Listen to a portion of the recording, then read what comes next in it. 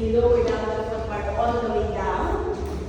And then remove one spring to the left side. So ang matitira, isang blue at isang red. And then you lie down again all the way down. Let's do your hundreds. Okay, so lie down and then stretch the legs. Okay, so you can bring your legs on top of your box. Bring your legs together. So you can just point the toes and then arms by your side. So think of your fingertips reaching to the mirror. But your entire back and then the entire back of your arms, it should be firmly pressing against the bed. Okay, legs are together and then point your toes. So from there, lift the head and then upper body curl up. And then just float the arms a little bit lower. Curl. Diyan lang po. Tingin sa fingertips and tingin dun sa mirror. And then you lower down all the way down, including the arms. Again, all at the same time, curl up again, float the arms, and then lower it down all the way down. So again, you're lifting from the upper back, hindi sa neck, and then lower down again. And then continue, last two, lift your head again, curl, tingin sa toes or tingin sa belly button.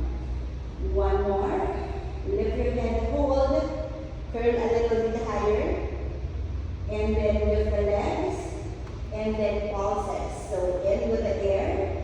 So you're using your arms, so hindi dapat nagbabawas ang head at ang ating upper body. So the pulses should be coming from the tummy and your back. Tingin sa belly button, inhale sa ilong, exhale out sa ilong. So let's try, inhale through the nose, exhale out through the nose.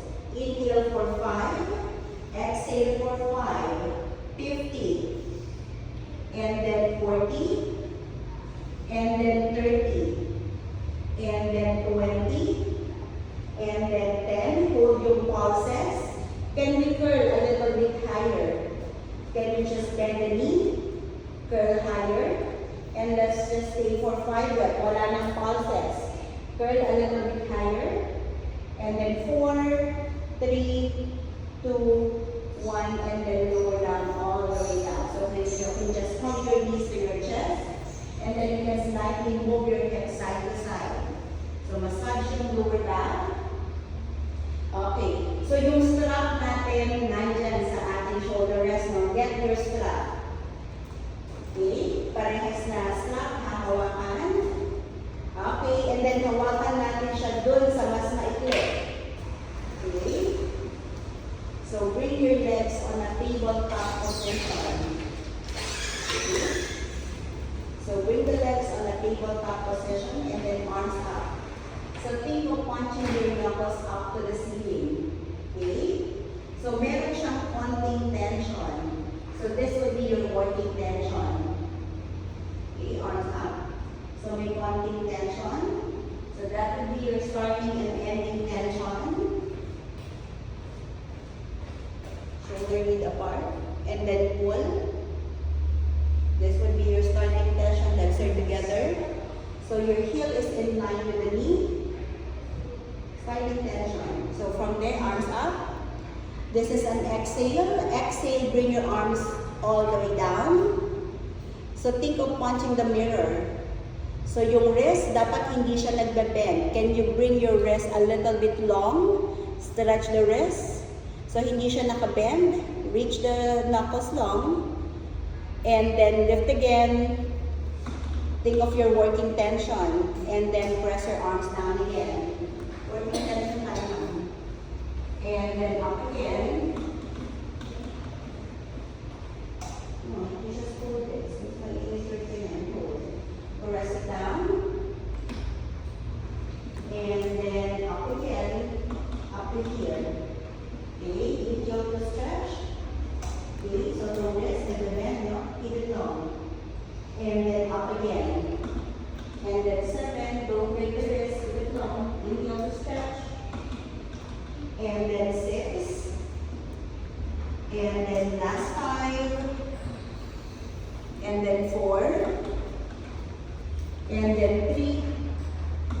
and then last two, and then one.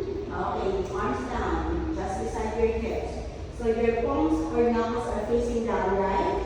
So from there, bring your hands facing to your hips. Okay, so from there, think of your working tension as you open the arms, like a letter P. Open the arms out to the side, up to there, and then back to your hips again.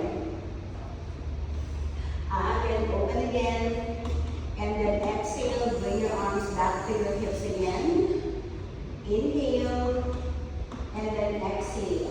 So let's try inhaling through your nose, and then you're exhaling also through your nose. Inhale through your nose, exhaling out through your nose. And then 6, and then last 5. So your heel should be in line with the knee. And then 4, and then 3, and then last 2, and then 1. Then bring your palms again facing down. Okay, so reach your arms long. Reach your arms up into your starting position. Hold. Open your arms out to the side. Circle it down. And then up again. So inhale to start. And then exhale to end. So you have to slightly squeeze your glutes para ma-carry yung bigat ng legs. And then 7. And then 6. And then last 5. And then 4. And then last 3. And then last 2. And then 1. And then reverse. Circle out. And then center. So again, carry the weight of your legs, stomp in, and then 8. And then 7. And then 6. And then last 5. And then 4. And then 3. And then last 2. And then one more.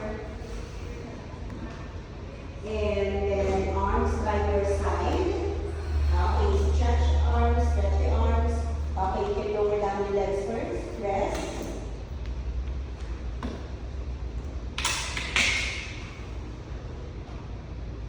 Okay, so bring your legs again to a tabletop position. So from there, stretch your arms again. Lower your arms by your side. Bring your legs stable up. So from there, keep your arms by your side. Just bend the forearm. So bend your forearm, good. And then stretch again. So bend the forearm. And then stretch again. So yung tricep na pababa dyan sa bed, you just bend the forearm. And then you stretch again. So continue. So you don't open the elbows, ma'am. Keep it by your side. Keep your elbows by your side. Just get your forearm. Heel in line with the knee. Again, bend. Your heel is in line with the knee. Lift your legs, ma'am. Just in line with the heel. And then last 4. And then 3. And then 2. And then one more. So bend the forearm. So bend your forearm. So from there, you lift the head, curl up. Stretch the arms. And then straighten your legs.